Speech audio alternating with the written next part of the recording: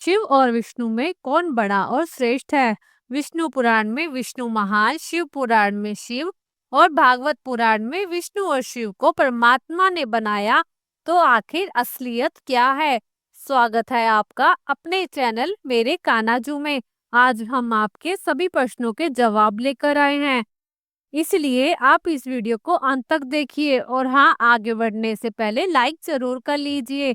जी, बहुत अच्छा प्रश्न है। सबसे पहली बात, परमात्मा अनंत है, केवल एक ही रूप तक सीमित नहीं है। शिव और विष्णु एक ही परम ब्रह्म के परमात्मा के दो रूप हैं। पुराणों में उस एक परमात्मा के अलग अलग रूपों को श्रेष्ठ बताया गया है, ताकि हम उनके अलग अलग रूपों में की गई लीला के बारे में जान सके। केवल एक परमात्मा है जो अलग अलग रूपों में वास करते हैं। यह बात हम नहीं कह रहे, यह हमारे शास्त्र कहते हैं। महाभारत का हरिवंश पर्व कहता है, रुद्र के सर्वोच्च स्वामी विष्णु और विष्णु के सर्वोच्च स्वामी रुद्र अर्थात शिव हैं। एक ही प्रभु संसार में सदैव दो रूपों में विचरण करते हैं। महाभारत के हरिवंश पर्व में यह भी लिखा है, शिव विष्णु के रूप में है और विष्णु शिव के रूप में, इनमें कोई अंतर नहीं है और दोनों ही रूप शुभ फल प्रदान करते हैं। अब भेद बुद्धि वाले मूर्ख पाखंडी लोग भगवान में ऊंच नीच करते हैं। शिव बड़े विष्णु छोटे, विष्णु बड़े शिव छोटे, इस प्रकार कुछ लोग अज्ञानवश परमात्मा के दो रूपों में भेदभाव रखते हैं। यह रूप ज्यादा श्रेष्ठ है, यह रूप थोड़ा कम। ऐसी मानसिकता वाले लोग हमेशा अहंकारी होते हैं। आइए हमारे शास्त्रों के दो उदाहरणों से समझते हैं। साधारण प्रजापति दक्ष ब्रह्मा जी के पुत्र दक्ष ने माँ आदिशक्ति भवानी को प्रसन्न किया और वरदान के रूप में उनसे पुत्री के रूप में जन्म लेने को कहा। माता रानी ने ऐसा ही किया। सती ने भगवान शिव से विवाह किया। दक्ष को शिव से नफरत थी। शिव सन्यासी की तरह थे, कोई अच्छे कपड़े नहीं पहनते थे, इसलिए दक्ष शिव के बारे में उल्टी सीधी बातें करी, जिस कारण क्रोध में आकर माता रानी ने अपने सती के रूप में अग्नि में कूदकर देह त्याग दिया। शिव जी वैसे तो भोलेनाथ हैं, लेकिन क्रोधित होने पर महारुद्र कहलाते हैं। दक्ष विष्णु के भक्त से सोच रहे थे कि विष्णु और उनकी इतनी विशाल शक्ति से ना होते हुए उन्हें कुछ नहीं हो सकता। भगवान शिव ने तांडव नृत्य किया और अपनी जटाओं में से एक बाल निकाला और उसे जमीन पर पटक दिया, जिससे अनेक प्रतिरूप वीरभद्र प्रकट हुए। इंद्र ने दक्ष की पूरी सेना का संहार कर दिया। यहाँ तक कि अपने भक्तों दक्ष की रक्षा के लिए विष्णु जी ने भी प्रयत्न किया, लेकिन वो रुके नहीं। विष्णु भी थोड़ा युद्ध करने के बाद वहां से चले गए, क्योंकि अगर वह वीरभद्र से लड़ते तो सृष्टि का अंत हो जाता। क्योंकि विष्णु और शिव के रूप वीरभद्र दोनों ही परमात्मा के रूप हैं। दक्ष का सर धड़ से अलग कर दिया वीरभद्र ने। हालांकि शिव जी भोलेनाथ हैं, तो उन्होंने दक्ष को एक और अवसर प्रदान किया और पुनर्जीवित कर दिया। दक्ष को समझ में आ गया कि ये उसके अहंकारी होने के कारण हुआ, क्योंकि वो शिवद्रोही हो गए थे। उन्होंने आगे चलकर शिव जी की भक्ति करना शुरू कर दिया और वो समझ गए कि शिव और विष्णु एक ही हैं। दूसरा उदाहरण, लंकापति रावण। रावण बहुत बड़ा शिव भक्त था, लेकिन विष्णु जी से लड़ाई कर बैठा। रावण ने विष्णु अर्थात श्री राम जी की पत्नी माँ सीता का अपहरण किया था। जिस प्रकार दक्ष ने शिव जी के लिए अपशब्द बोले थे, रावण ने भी राम जी के लिए अपशब्द कहे। राम और रावण का भीषण युद्ध हुआ, जिसमें श्री राम जी ने रावण का वध कर दिया था। रावण और दक्ष में केवल यह अंतर था कि रावण मृत्यु से नहीं डरता था, ज्यादा अहम था, जबकि दक्ष को मृत्यु का डर था। पुनर्जीवित होने के बाद वह सुधर गए थे। इसलिए ऐसे दो उदाहरण हमारे शास्त्रों में हैं कि अगर आप शिव भक्त होकर विष्णु का अपमान करते हैं तो आप सच्चे शिव भक्त नहीं हैं, और यदि आप विष्णु भक्त होकर शिव का अपमान करते हैं तो आप सच्चे विष्णु भक्त नहीं हो। रामचरितमानस का एक श्लोक है, शिव दोही मम दास कहावे, सो नर मोहित सपने हूँ नहीं पावे। अर्थात शिव का विद्रोह करके मुझे प्राप्त करना जो चाहता है, वह सपने में भी मुझे प्राप्त नहीं कर सकता, ऐसा श्री राम कहते हैं। शिव पुराण की रुद्र संहिता में लिखा है, विष्णु सभी व्यक्तियों में श्रेष्ठ हैं। आपसे घृणा करने वाला निश्चित रूप से नरक में जाएगा। यह मेरा निर्देश है। आपको सम्मान दिए बिना मेरे प्रति किसी की भक्ति पूर्ण नहीं होगी। अगर विष्णु का भक्त मुझसे नफरत करता है या मेरा भक्त विष्णु से नफरत करता है, तो दोनों को कभी भी वास्तविकता का एहसास नहीं होगा, ऐसा शिव जी कहते हैं। शिव द्रोही और विष्णु द्रोही दोनों प्रकार के दुष्ट लोग कभी सत्य नहीं जानते। रामेश्वर ज्योतिर्लिंग की स्थापना श्री राम ने की और उन्होंने रामेश्वर नाम की परिभाषा दी। राम के ईश्वर ही रामेश्वर होते हैं। वही शिव जी कहते हैं, जिसके ईश्वर हो वह रामेश्वर। रामेश्वर भगवान शिव है, वह राम के ईश्वर हैं और राम उनके ईश्वर हैं। इतना ही नहीं, हनुमान जी जो श्री राम के परम भक्त हैं, वह शिव जी के अंश अवतार हैं। इसलिए हनुमान जी को शंकर सुवन कहा गया है।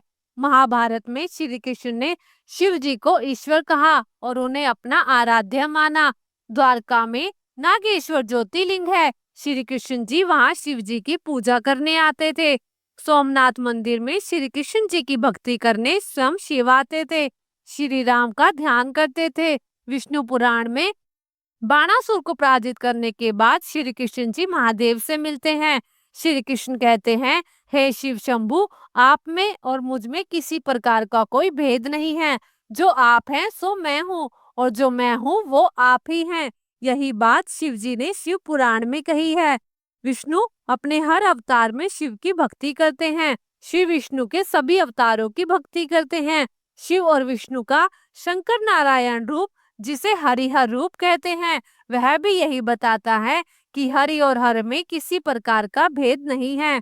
वास्तव में परमात्मा के दो रूप एक ही हैं। वह परमात्मा ही महादेव और नारायण हैं।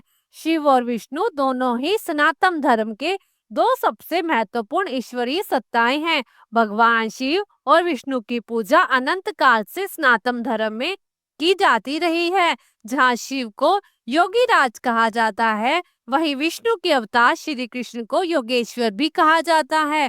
शिव और विष्णु दोनों में एकता है। वेदों में जहाँ शिव और विष्णु दोनों को ही इंद्र, वरुण आदि देवताओं से कम स्थान मिला और दोनों को लेकर सूतकों की रचनाएं भी कम की गई हैं, वहीं पौराणिक और महाकाव्य काल तक आते आते दोनों ईश्वरीय सत्ताएं सबसे महत्वपूर्ण हो जाती हैं। त्रिदेवों में ब्रह्मा जी को सृष्टि का रचयिता माना जाता है, विष्णु को जगत का पालन करता माना जाता है, तो वहीं शिव को सृष्टि का संहार करता माना जाता है। लेकिन तीनों में श्रेष्ठ कौन है, इसको लेकर मतभेद रहे हैं। सृष्टि से पहले कौन था, शिव या विष्णु? विष्णु पुराण, श्रीमद् भगवत गीता, ब्रह्मवैवर्त पुराण आदि में विष्णु को ही जगत का मूल और उत्पत्ति का कर्ता माना जाता है, जिसमें ब्रह्मा और शिव दोनों ही उत्पन्न हुए। शिव पुराण और लिंग पुराण में विष्णु की जगह भगवान शिव को ही सृष्टि का मूल मानते हैं और उनसे ही ब्रह्मा और विष्णु की उत्पत्ति को बताते हैं। ब्रह्मा जी को त्रिदेवों में सृष्टि का रचयिता तो माना गया है, लेकिन उनकी पूजा नहीं की जाती, जबकि विष्णु जी की पूजा और शिव जी की उपासना हमेशा से की जाती है। इसलिए इन दोनों ईश्वरीय सत्ताओं को सबसे महत्वपूर्ण माना गया है। कई पुराणों में विष्णु और शिव जी के बीच श्रेष्ठता के विवाद को लेकर कई कथाएं हैं। शिव पुराण में शिव एक स्तंभ के रूप में प्रकट होते हैं और विष्णु और ब्रह्मा से खुद को श्रेष्ठ और प्राचीन सिद्ध करते हैं। श्रीमद् भागवत पुराण, श्रीमद् भागवत गीता, महाभारत के विष्णु सहस्त्र नाम में रुद्र अर्थात शिव जी को अपने से उत्पन्न बताते हैं, लेकिन इस विवाद को खत्म किया गया। रामचरितमानस में तुलसीदास जी ने शिव को विष्णु का और विष्णु को शिव का उपास्य बताकर इस विवाद को खत्म करके इनके बीच मेल स्थापित कर दिया और यह घोषणा कर दी कि हरि और हर में कोई भेद नहीं है। शिव और विष्णु के बीच भेद क्या क्या है? शिव और विष्णु की उपासना पद्धति एक दूसरे से विपरीत है। जहाँ विष्णु भगवान की पूजा में कर्मकांड और शुद्धता को अधिक महत्व दिया जाता है, वहीं भगवान शिव की पूजा के लिए कोई विशेष कर्मकांड की अनिवार्यता नहीं है। शिव को तुलसी नहीं चढ़ाते और विष्णु को बेलपत्र नहीं चढ़ाते, ऐसा क्यों? विष्णु जी को तुलसी पत्र चढ़ाया जाता है, वहीं शिव जी के ऊपर तुलसी पत्र को चढ़ाना निषेध है। विष्णु जी के ऊपर बेलपत्र को चढ़ाना निषेध किया गया है, तो शिव जी के ऊपर बेलपत्र को चढ़ाना अनिवार्य है। शिव जी के उपासक जहाँ त्रिपुंड लगाते हैं, वहीं विष्णु के उपासक ऊर्ध्वाकार तिलक लगाते हैं। जहाँ विष्णु जी का तिलक चंदन से लगाया जाता है, वहीं शिव जी के उपासक भस्म का तिलक लगाते हैं। दोनों के तिलकों में भारी अंतर देखा गया है। विष्णु जी का जलाभिषेक शंख के द्वारा किया जाता है, तो शिव जी को जल शंख से नहीं चढ़ाया जाता, बल्कि इसके लिए शिवलिंग पर श्रृंगी नामक धातु के पात्र से जल चढ़ाया जाता है। शिव जी को तांबे के लोटे से भी जल चढ़ाया जाता है। शिव जी के 3 नेत्र हैं और विष्णु के 2 नेत्र। ऐसा क्यों? शिव जी को त्रिनेत्रधारी कहा गया है और उनका तीसरा नेत्र अग्नि है, जिससे वो क्रोध में आकर किसी को भी भस्म कर सकते हैं। और विष्णु जी के सिर्फ 2 ही नेत्र हैं, जो चंद्रमा और सूर्य हैं। विष्णु जी लगातार शयन करते हैं, तो शिव हमेशा समाधि में दिखाई देते हैं। शिव जी की पत्नी माता पार्वती हमेशा उनके बराबर के आसन पर बैठी हुई दिखाई देती है। वहीं भगवान विष्णु की पत्नी माता लक्ष्मी हमेशा विष्णु जी के चरणों की सेवा करते दिखाई देती है। भगवान शिव और भगवान विष्णु दोनों को ही नाग बहुत प्रिय हैं। जहां भगवान विष्णु क्षीर सागर में शेषनाग की शैया पर शयन करते दिखाई जाते हैं, वहीं भगवान शिव अपने गले में नागराज वासुकी को लपेटे रहते हैं। शिव जी को धतूरा और विष्णु को कमल प्रिय क्यों हैं? भगवान शिव को फूल फल चढ़ाए जाते हैं, जो गंध रहित और आकर्षण रहित हैं। भगवान शिव को धतूरे का फल और धतूरे का फूल चढ़ाया जाता है, जबकि भगवान विष्णु को कमल नयन कहा जाता है।